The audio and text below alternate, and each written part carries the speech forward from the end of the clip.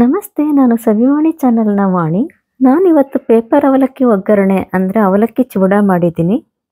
ಸಂಜೆ ಟೀ ಜೊತೆಗೆ ರುಚಿಯಾದ ಸ್ನ್ಯಾಕ್ಸ್.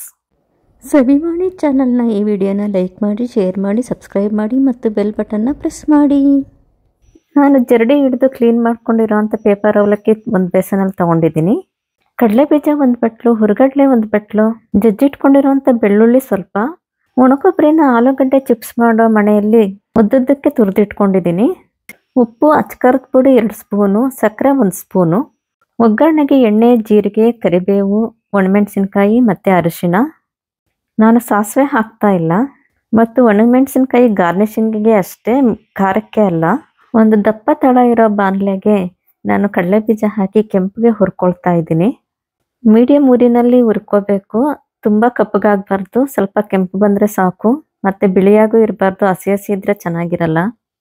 ಒಣಕೊಬ್ಬರಿನ ಸ್ವಲ್ಪ ಅರಿಶಿನ ಹಾಕ್ಕೊಂಡು ಹುರ್ಕೊಳ್ತಾ ಇದ್ದೀನಿ. ಇದು ಅಷ್ಟೇ ಸ್ವಲ್ಪ ಕೆಂಪಗಾಗೋವರೆಗೂ ಹುರ್ಕೋಬೇಕು.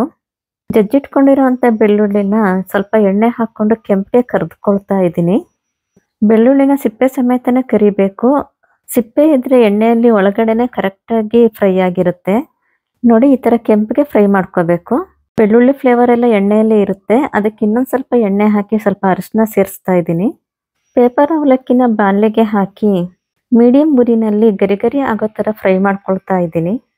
ಹಸಿ ಅವಲಕ್ಕಿಗೇನೆ ಒಗ್ಗರಣೆ ಹಾಕ್ಬೋದು, ಆದರೆ ಸ್ವಲ್ಪ ಈ ಥರ ಎಣ್ಣೆಯಲ್ಲಿ ಫ್ರೈ ಮಾಡಿಕೊಂಡ್ರೆ ಕ್ರಿಸ್ಪಿಯಾಗಿ ಚೆನ್ನಾಗಿರುತ್ತೆ.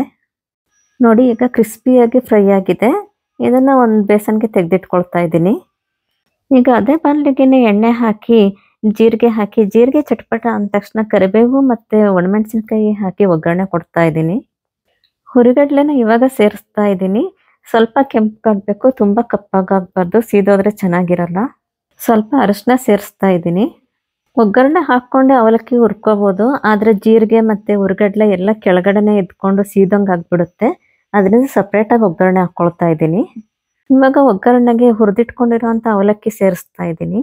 ಅಚ್ಕಾರದ ಪುಡಿ, ಉಪ್ಪು ಮತ್ತು ಸಕ್ಕರೆ ಎಲ್ಲನೂ ಸೇರಿಸ್ತಾ ಇದ್ದೀನಿ. ಸಕ್ಕರೆ ಪುಡಿ ಮಾಡಿ ಬೇಕಾದ್ರೂ ಸೇರಿಸ್ಕೋಬೋದು, ಹಾಗೆ ಸೇರಿಸಿದ್ರೂ ಚೆನ್ನಾಗಿರುತ್ತೆ. ಅವಲಕ್ಕಿ ತಿನ್ನಬೇಕಾದ್ರೆ ಜೀರಿಗೆ, ಬೆಳ್ಳುಳ್ಳಿ ಮತ್ತು ಸಕ್ಕರೆ ಎಲ್ಲ ಟೇಸ್ಟ್ ಬಂದು ಚೆನ್ನಾಗಿರುತ್ತೆ. ಸ್ಟವ್ನ ಸಣ್ಣ ಉರಿಯಲ್ಲಿ ಇಟ್ಕೊಂಡು ಚೆನ್ನಾಗಿ ಬೆರೆಸಿ ಕರೆದಿಟ್ಕೊಂಡಿರೋ ಅಂಥ ಕಡಲೆಬೀಜ, ಬೆಳ್ಳುಳ್ಳಿ, ಒಣಕೊಬ್ಬರಿ ಎಲ್ಲನೂ ಸೇರಿಸಿ ಇನ್ನೂ ಚೆನ್ನಾಗಿ ಬೆರೆಸಿ. ನೋಡಿ, ಕಲರ್ಫುಲ್ ಅವಲಕ್ಕಿ ಚೂಡ ರೆಡಿಯಾಗಿದೆ. ನಿಮ್ಗೆ ಇಷ್ಟ ಇದ್ದರೆ ಒಣ ದ್ರಾಕ್ಷಿ, ಗೋಡಂಬಿ ಮತ್ತು ಬಾದಾಮಿ ಎಲ್ಲ ಸೇರಿಸ್ಕೋಬೋದು. ಅವಲಕ್ಕಿ ಚೂಡನ ಏರ್ ಟೈಟ್ ಬಾಕ್ಸಲ್ಲಿ ಸ್ಟೋರ್ ಮಾಡಿ ಇಟ್ಕೋಬೋದು, ಬೇಗ ಕೆಡಲ್ಲ. ನಮ್ಮನೆಯಲ್ಲಿ ಮಕ್ಕಳಿಗೆ ತುಂಬ ಇಷ್ಟ. ಯಾವಾಗ ಖಾಲಿ ಆಗುತ್ತೆ ಅಂತಲೇ ಗೊತ್ತಾಗಲ್ಲ. ನೀವೊಂದ್ಸಲ ಈ ರೆಸಿಪಿನ ಟ್ರೈ ಮಾಡಿ ಯಾವ ಥರ ಬಂತು ಅಂತ ನನಗೂ ಹೇಳಿ. ನಮಸ್ತೆ.